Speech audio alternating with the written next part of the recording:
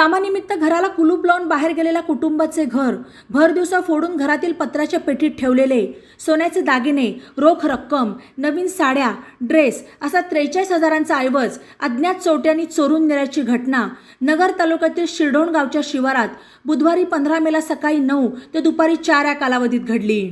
याबाबत जिजाबाई भास्कर रोहकले राहणार शिरढोण तालुका नगर यांनी सायंकाळी नगर तालुका पोलीस ठाण्यात फिर्याद दिली।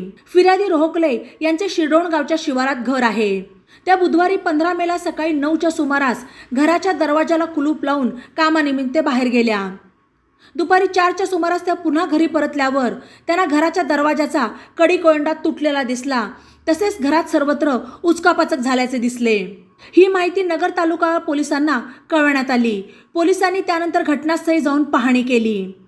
याबाबत रोहकले यांनी दिलेल्या फिर्यादीवरून पोलिसांनी अज्ञात चोरट्यांच्या विरुद्ध भारतीय दंडविधान कलम 454, 380 प्रमाणे गुन्हा दाखल केला। बातम्यांसाठी ई नवा मराठा यूट्यूब चॅनलला सबस्क्राईब करा आणि बेल आयकॉनवर प्रेस करा।